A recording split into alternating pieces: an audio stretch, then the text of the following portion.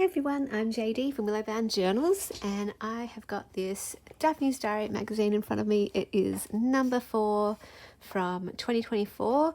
I'm going to get started making some journals out of it. So the first thing I do is rip off the front and the back covers.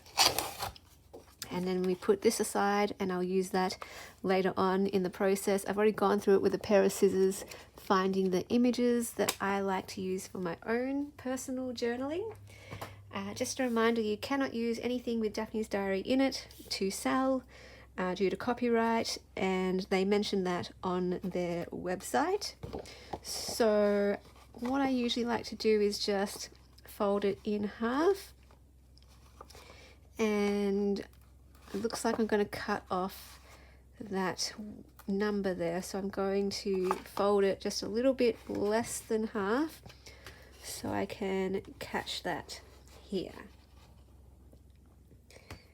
Okay, I'll flip it over and then trim off the excess like that. And then what I want to do is, I think I'm going to rule it this time, and I'm just going to, let's go this way instead. I think I want that line to match up with that line, and we'll see how that goes. Oops, a little bit slippery.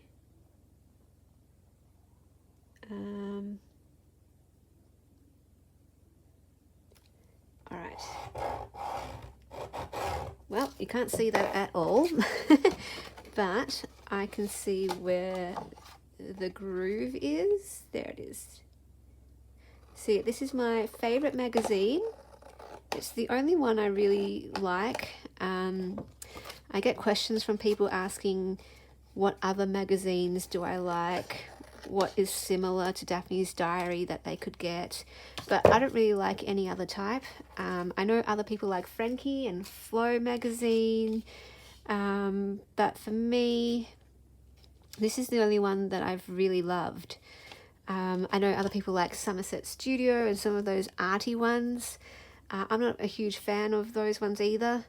The only other magazine that I know of that I do like is not the same as this, but it's called In Her Studio, and it's just got a whole bunch of photographs of ladies' studios. And because I love seeing how people organize and store things, I like it because of that, but it's not really the same as Daphne's Diary, which has a mix of sort of vintage, florals, gardening, craft, that kind of thing. I'm not really, to be honest, I'm not really interested in any of the craft pages in this magazine. I'm more interested in the beautiful floral and garden shots, the interior design shots, mixed with some of the, like, just the beautiful illustrations and imagery, flowers, birds, butterflies, that kind of thing. So yeah, I'm sorry I can't be more helpful with like other magazines similar to Daphne's Diary. I don't know any others that are like this. What I fell in love with Daphne's Diary about especially is that they don't have any ads. Love that, because you know how magazines, they tend to have a lot of ads, and the lots of pages are taken over by ads. This is really pretty. I could make a traveler's notebook size one, but I also really just like that as well. I think I'm going to do that one. Yeah, I'm going to go for that. The bigger the better for me when it comes to journal covers size. And I can already see a line here, so I'm just going to trim along here. But yeah, if you do know of a magazine that is similar to Daphne's Diary, please put it in the comments so other people can find it. Or feel free to write down in the comments your own favorite magazines, because I know not everyone likes Daphne's Diary, of course. We all have different tastes, so this might not be, you know, the style of journal that you like, but you might have some other magazines that you can recommend that you do like. So if you do mention a magazine, maybe write down why you like it as well, what type of magazine it is, what kinds of imagery it has, what types of articles it has, and why you like it. So that can help people out who are looking for their own magazines they can use.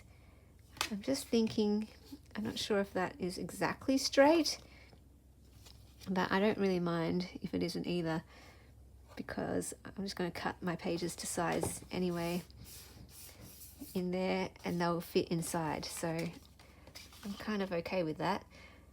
They're very different. This looks more like a red themed cover, more of the reddish tones. This one, very blue, very, very blue, although that looks stunning. I could make that the front, to be honest. And if you don't like these things, you can cover those up with your own label stickers or journal cards. I've done that before on some of my journals, Daphne's Diary journals. But I also don't mind them there as well, because it kind of preserves the cover, so you can see what was on the cover, and then it gives people who get them, you know, the opportunity to do what they want with that. Maybe put a photo there even. I love all the colours on this cover, but I'm a blue girl, so I really like sort of this wildflower look here too. So I'm going to keep it like that. It's quite a lot larger than this cover. Look at that. A bit wider and quite a bit taller. So I shouldn't have to trim down the pages much in this particular journal. But yeah, I'm happy with those two covers. That was fun.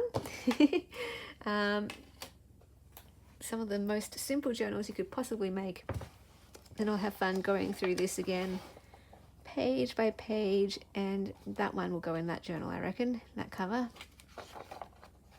because I try to match the colors. So the blue papers I think will go in here, and then more of like the reddish, maybe orange yellows will go into that one. We'll see how we go. Anyway, thanks for joining with me as I get started making these journals. Hope you're doing well, and I will see you in the next video. Bye guys. A big special thank you to all my beautiful patrons who supported Willowbound Journals and this YouTube channel in June. If you'd like to become a patron, where you get access to all my extra videos, including a journal making series each month, and depending on your tier, every printable from my Etsy shop or mail sent out to you in the post, you can become a patron by clicking the link below in the description box. By becoming a patron, you also get access to all of my members' videos. You can also just become a YouTube member if you want to support this channel by clicking the join button and selecting whichever tier suits you. You can become a member for as little as $1 per month, and every cent helps. So I am so thankful to all of you who support my YouTube channel and my creative dreams.